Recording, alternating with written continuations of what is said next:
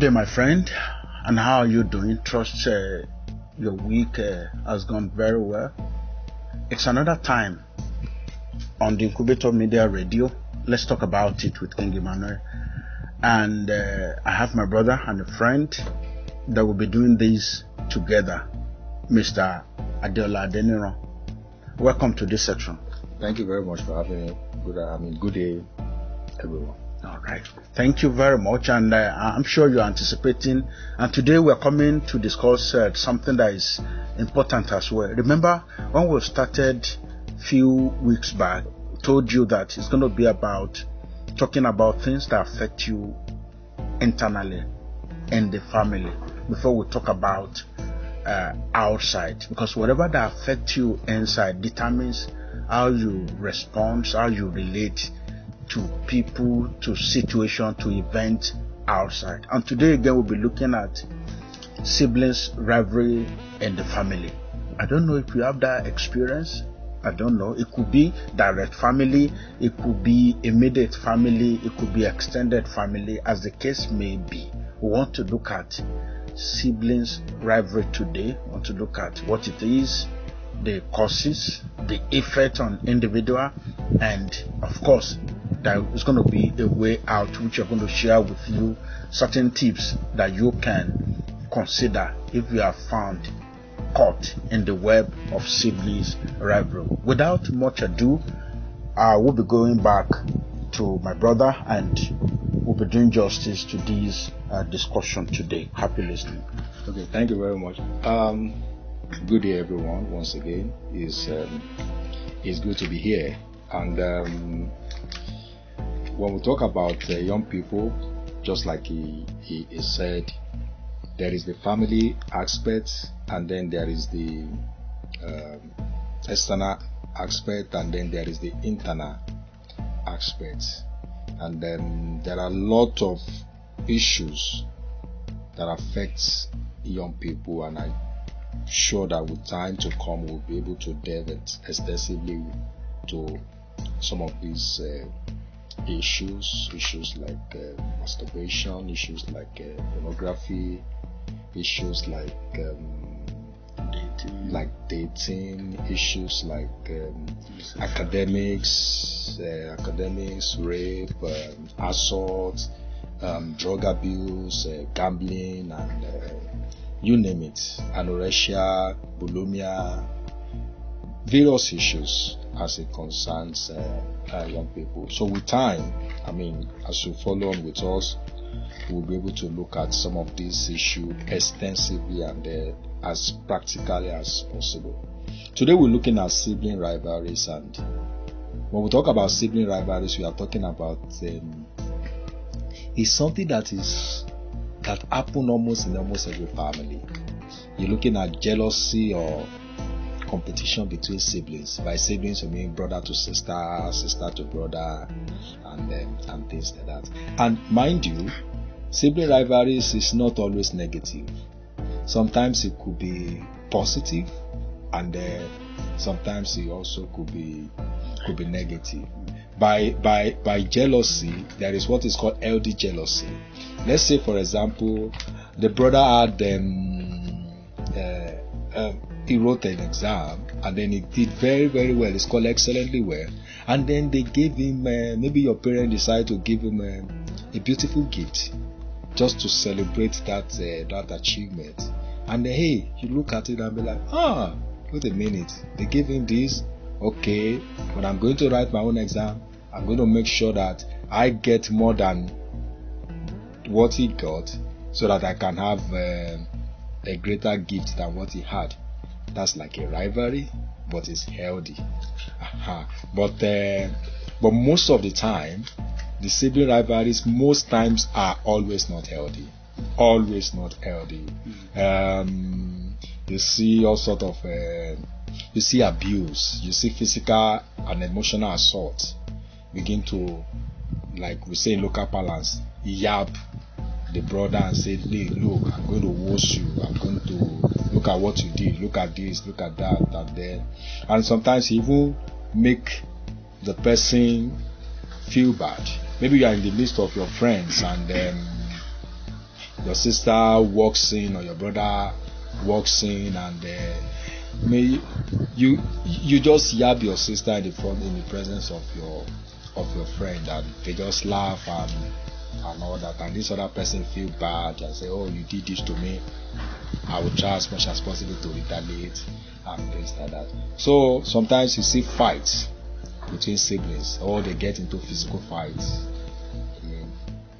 name callings, and then they kick themselves, they threaten themselves, and some of the things that we discuss, sister to sister, brother to brother, in secret, and then because of that misunderstanding, you blow it out to the open, you say all sorts and things like that. So these are things that happen generally among young people. So that's what sibling rivalry is all about. All right. Thank you very much for this elucidation on the topic and what it is. But my curiosity is, in sibling rivalry, can we say sometimes parent ignites siblings rivalry, like we see the case of Joseph in the Bible, that the father bought him a coat of many colors, and it's like the others were like looking at they're supposed to be second to our last born, and the father showing favoritism and the rest to it, and of course we eventually knew what happened. But can we say the same thing today in our situation, like illicit scenario? Oh, absolutely. I mean, absolutely. Studies, research has proven that parents have a lot, and when I mean a lot, I mean a lot to do or to say when it comes to sibling rivalries. Even by the time we begin to look at some of the solutions, you will discover that majority of the solutions lies for the parents. Lies, in fact, 70% lies, or let me say 80% lies more with the parent. Of course, the parent has a lot to say. Listen, you see a young boy that will maybe younger than is the younger one, and then he is maybe mistakenly or whatever kick the elder one, who is a female, and that one is now crying, and then just went to the parent and, Mom, Junior did this to me. The parents will be like, are you a fool? He did that to you. Don't you know how to? You can't use your hand. Don't you know how to slap him so that he will not do that nonsense next time? And then this other one is looking, oh, this is my younger brother. I mean, I'm stronger than him. I shouldn't. But like, no, next time you kick him, and then he come to his senses. You understand that kind of a thing. So directly or indirectly, something has been built. I remember a student talking to me about this and said, "Sir, I get so irritated." And I said, with my younger brother. And I said, why? She said, ever since her parent told him that he did something, and then I tried to correct or whatever, or maybe I kick him or something, and then the parent said, don't you know that that's the Olori Ebi? Wow. Now that's the head of the family head. Because he's the first male in the family. Wow. That's the family head. And then tomorrow, if we are not there as your parents, he's the one that will continue the lineage of the family. He's the one that will maybe they even want to pay your bride price and things like that. He's going to have a big say in things like that. So every time the boy did something wrong, and then the sister want to whatever, she'll be like, hey, I'm the Olori Ebi. I am the family head, and things like that. This is sometimes when she prepare meal and then want to serve, and then he take out, serve the brother will say, Serve me first. mine should be more than yours. Don't you know I'm the family head? So he keep reminding the sister every time, I am the family head. So directly or indirectly, that innocent, in quote now, talk that the parents gave has done serious damage in the mindset of the two of them. Because one is now having this entitlement mentality, while the other one is having this mindset that, oh, okay, this person is more favored than I am, so therefore She's not too important. I'm not really that to my parent like this one. Just like you said, the case of Joseph and his brother, the father bought this and said, this is who this person is, and all that, and then he too, because of his naivety, said, oh, I see all of you bowing down before me and all that. And they were like, oh, okay, really? Okay, oh yeah, we are going to deal with you.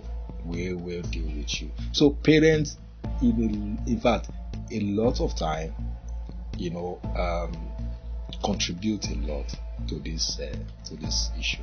Wow, thank you very, very much, because I deliberately digress into that, because some youth might be thinking that, okay, this just happened per chance, and that was why I wanted us to look at, okay, what are the things that could give offshoot to this? And we know fully well the parent either mindset, the parent without their past experience or whatever, whether what they've had, what they've seen. Because I have an opportunity to see a young man that will at every slightest provocation beat up the wife. At every slightest provocation beat her up. And he could go out to do all kinds of things. Nobody can control, nobody can challenge him. But eventually one day when he met his Waterloo, it was now casted back that he was the younger. He had an elder sister, but he was the younger. But each time he did something wrong and the sister tried to correct him, the father would come up and say, don't you know, is like you said, is the heir. Yeah. Is the heir to the throne. Yeah, Elegated heir apparel. And the father would never stop there. The father will get a horse whip and will give to this boy to whip the elder sister. And so he lived this life. Yeah. Till when he now got married, he became too much of himself. He will eat the wife at every slightest provocation. He will rape ladies. He will do all kinds of things. Go and drink. And eventually, the sad part of it was that he was not responsible even to himself. He was useless to himself, to useless to society, and to everybody at large. And we don't want that to happen to you. And that's why we're bringing up this topic. Even if you've been caught in the web, I'm sure by the time we get to the solution side today, you will be able to find your way out, and it will be better for you as you take a new change. So now we need to move on. We'll look at the causes and the effect, then the solution out of this situation. Thank you, sir. Okay. Part of the causes of sibling rivalries is jealousy and competition. Just like the definition, jealousy and competition. Do you know that, funny as this may sound, even a newborn babe, some children get jealous about their newborn babe in the family. Yeah, I've seen that. Oh, I used to be the attention getter. Now you have just come in, you are displacing me. Mommy does not have time for me like you again. As little as a 2-year-old child, mommy does not have time for me again as you do. I know a boy of 3 years old that slapped the younger sister, who was less than 5 months. What? Yes. What? Yes. What's he thinking? Because that one has succeeded in taking away all the attention, all in quote, all the love that he has been getting. As little as 3 years. It was funny. It was very, very funny. But you see that jealousy and then competition in the sense that, oh, I'm better than you, I want to be better than you, and things like that. So that's one of the causes. Then number 2, when you see this one, parents are guilty of this. They do what is called unhealthy or unfavorable comparison. Unhealthy or unfavorable comparison. They are saying, look at you. Can't you be like your sister? Your sister had never given me problem before, but it's always you. Can't you be like him? Your brother has never this and this. Can't you be? Must it be only you? Can't you dress the way he's dressing? Can't you do the way he's doing? Can't you this? Can't you that? So all those unhealthy and unfavorable comparison most times triggers, rivalry between siblings.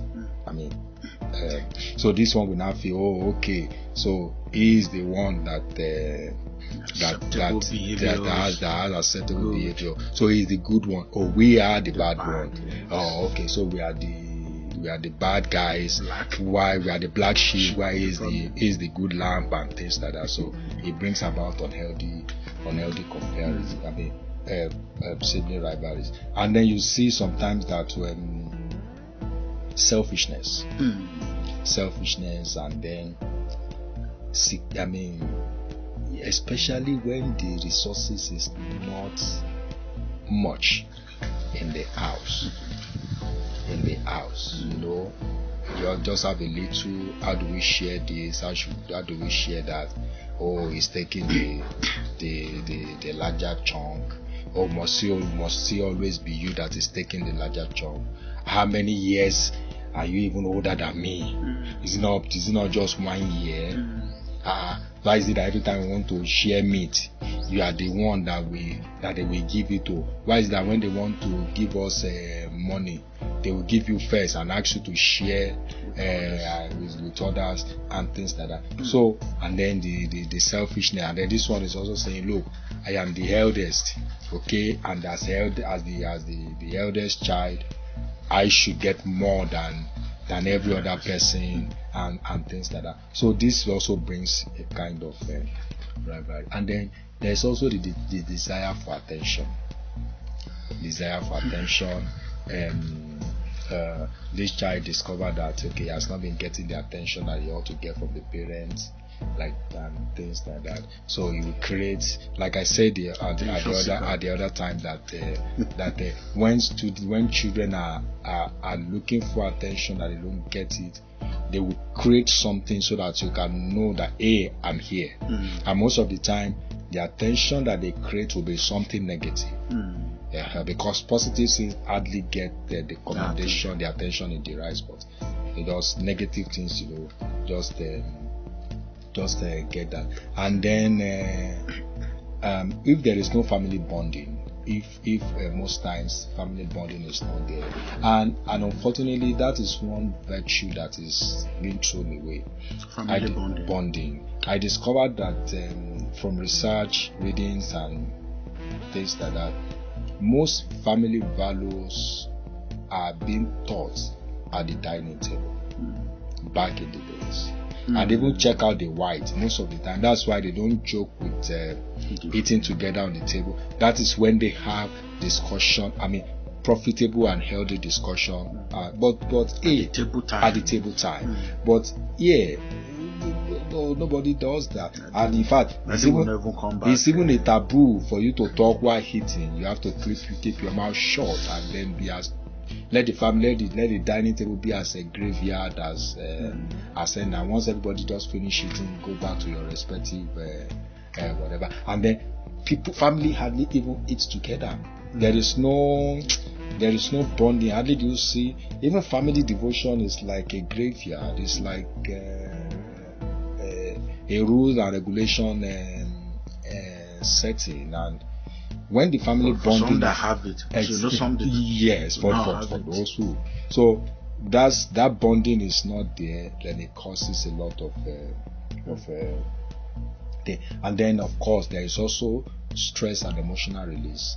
When this one is having too much stress and then too much emotional issues and things like that, and then he pours out the aggression on the and there's a saying in Yoruba that it is somebody that we sleep with that we can roll on. You understand? And then there's also another saying that says it is those we love most that we hurt most.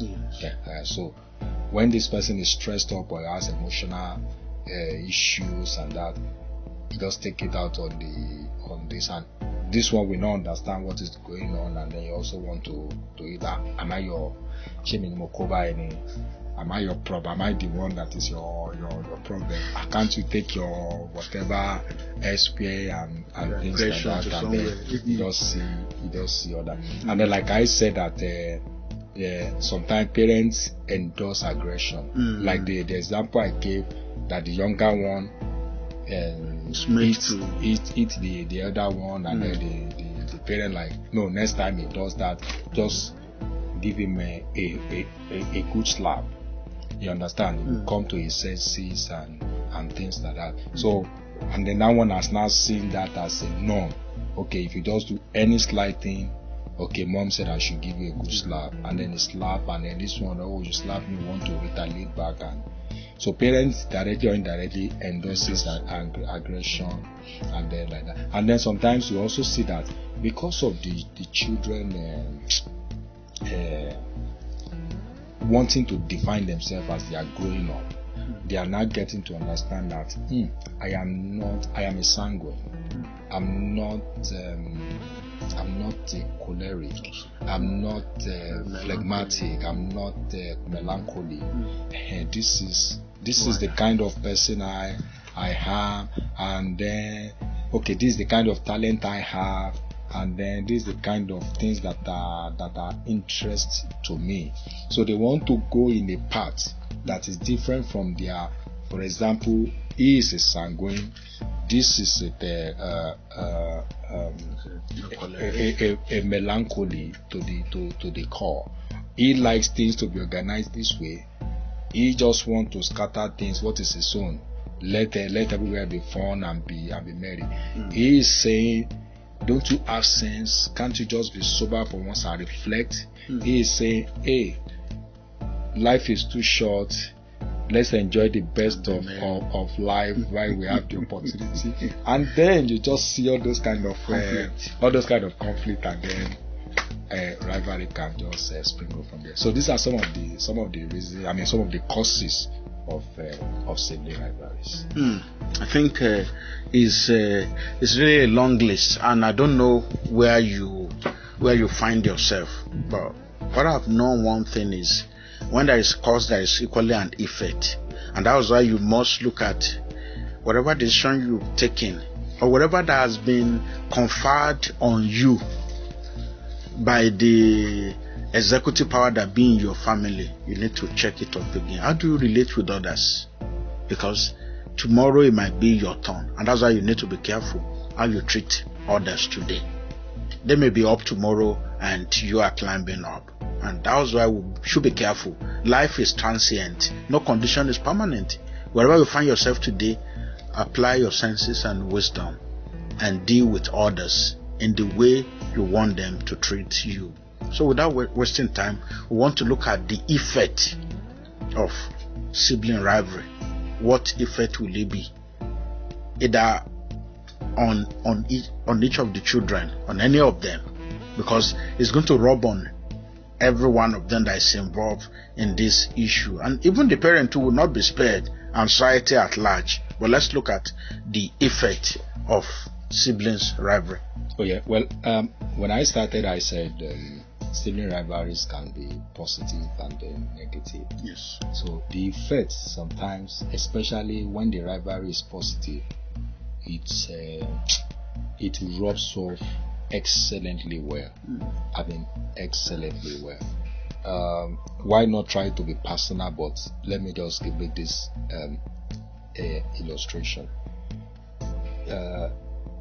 When I finished my secondary school, I had, like they say, of all my uncles and whatever, the best result in the family. Yeah, the best result in the entire family clan and things like that. But my immediate younger brother, and then he saw the adulation. Oh, excellent result, fantastic. This distinction. This is. He took it up on himself to say, okay, I'm going to better this result. I am going to better this result. All right. Do you understand? So, and most times he reads at night when everyone is asleep, but during the day he's as playful as anything. And sometimes I look at him and say, boy, you're not serious. He will just smile and say, I know what I'm doing. So until one night when I saw him reading virtually all night, I said, oh, so this is your own style. This is what works best for you and things like that. Though at the end of the day, he didn't end up beating my results. Oh yes, he did. At least I can still gloat about that. He didn't end up beating my result. The record was still intact. He had. I think I beat him by just 1 A. Wow. Yeah, but he worked excellently well towards the direction. And then I remember reading about the Ben Carson and then his brother. Yeah, where. We've come to the end of the section today. I hope you've been able to see one or two things you need to improve. Possibly you pick up things that you need to change from, part of your attitude that you need to improve. Until I come your way next time on this same radio station, I am King Emmanuel and I'm saying goodbye. If you have questions, we can be reached on all our social media at the Incubator Media, and you can listen again to this episode by clicking on the www.theincubatormedia.com. You will see it there, and you need someone to talk to, or you need a counseling. Our phone numbers are there, 08092374502, and you can equally get across to us too. You can get me on Facebook, on Twitter, on LinkedIn at the King Emmanuel Folarin Show. I will be happy to be of help to you. Till we see next time, goodbye. God bless you.